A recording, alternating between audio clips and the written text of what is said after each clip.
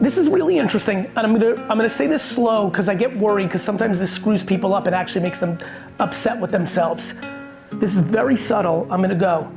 Accountability. If somehow you can get into a place in your mind where you realize everything you're unhappy about right this second is 100% your fault, without you then judging and beating yourself up and thinking you suck and having insecurity, let me say it again. If you can wake up tomorrow, and whether you're upset in your marriage, if you're disappointed with your child, if you're not happy with your career, if you don't have enough money, like whatever it is, if you can go 100% into accountability, you will be stunned how quickly your life will turn around. The trick that I'm trying to figure out how to communicate better is what I've noticed when I've been on this rant for a decade of like everything that you're upset about is 100% your fault. I didn't realize how many people were so deeply insecure that path puts them into a place where they're beating themselves up. The reason the world right now is pointing so many fingers is because everyone's judging themselves. You wanna really get going? Give yourself a break. Love yourself a little bit more. Be a little bit nicer to yourself. There's not a human in this room that hasn't made a ton of mistakes.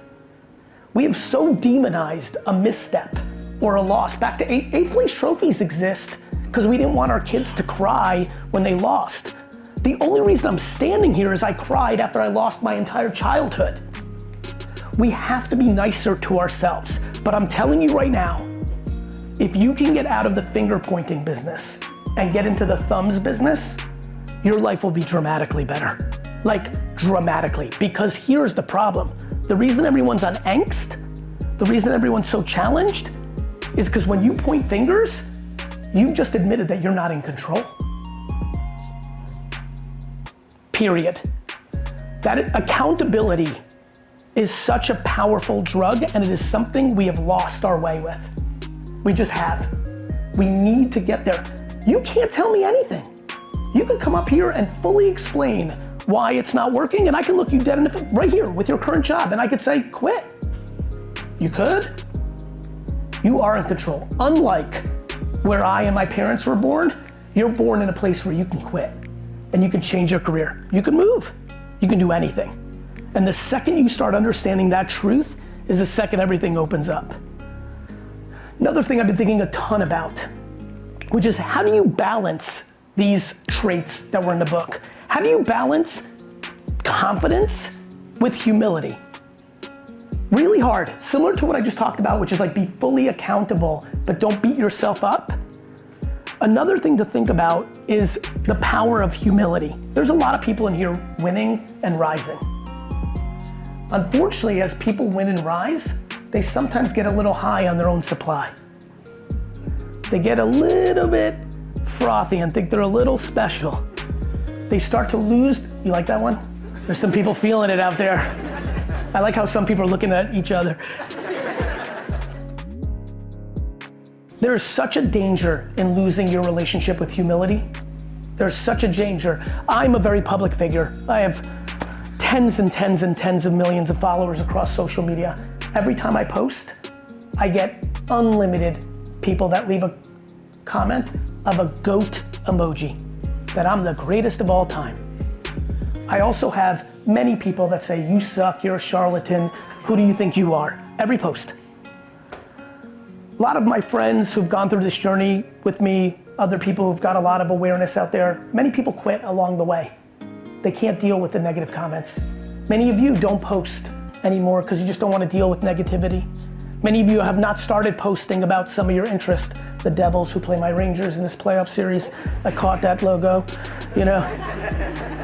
Many of you have not even started your journey because you're scared of the judgment. One of the reasons that I can continue to do what I do publicly is because every time someone says nice things to me, I can't hear them. Every goat emoji I get does not register. What's important about that is if you can't hear them cheering, you can't hear them booing. Too many of us, right in this room right now, in our personal and professional lives, are doing things and acting predominantly based on the opinions of others. The amount of human beings that are living life today worrying about the opinions of people that they don't even like is devastating. And by the way, those people that you don't like aren't anonymous people in the comments. They're your coworkers, they're your siblings, they're your parents. You know, it's hard. It's the truth. The reality is this though, I think a lot about this every day. You were not born for a long time, and you're gonna be dead forever. The moments we have here are small. One thing I would recommend everyone in this room to do as an action is to spend a lot more time with 80 to 100-year-olds that are not your family members. If anyone here can find the luxury of maybe living close to a retirement home and providing some service to it, maybe you have a neighbor. For me, given how busy I am, I usually do it when I'm traveling. If I get lucky enough to sit with somebody, or at the gate at the airport, if I find a good 90-year-old that looks like Yoda, I'll roll up on him, start just talking. The thing all of you would realize if you, I mean, this is really important. Back to like, people love talking about like living a fulfilled life, service, this and that. There's so many little things we can do. Like, if you close your eyes right now and think about, do I have a neighbor 80 to 100, 75 to 100 next door? The answer is many do. Like, just doing something nice, like bringing something over, flowers, cake, you know, stuff that we used to do, you know, but you're doing it for selfish reasons. Yeah, you're being selfless and doing something kind, and I promise you, and I think this will land with a lot of people, boy, does an 83-year-old that's living by themselves in an apartment complex really appreciate someone coming over, ringing the doorbell and saying what's up, and giving them, you know, some flowers or a cake or something. But you're not being selfless. You're being selfless and selfish. What you're looking to do is build that relationship, because let me promise you one thing.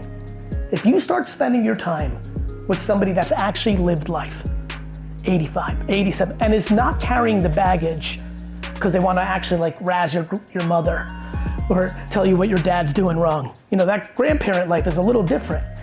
There's baggage there. You need a neutral, third-party 86-year-old in your life.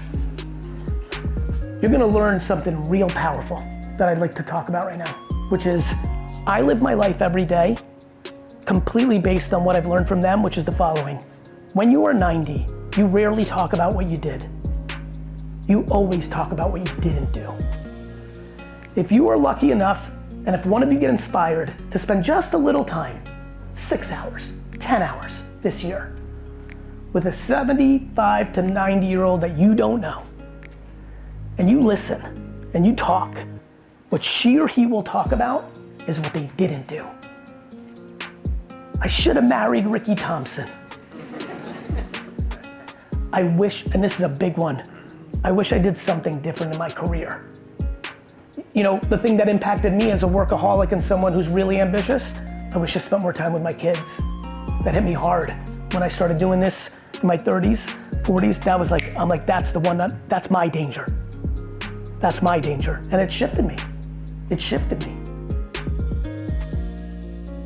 So I ask all of you, whether you're a youngster, whether you're in the first quarter or entering the fourth quarter or anywhere in between, it's never too late to get better. It's never too late to fight for more happiness, ever. It's never a bad idea. I watch so many of my friends at 50, 60, just wrapping it up. They're like, Gary, all the stuff you talk about, I'm done. I'm like, done what? You're gonna live to 90. You're 56. You're gonna live another 40 years. You're done? Should never be done. Should never be done to not regret. You should never be done to be happier.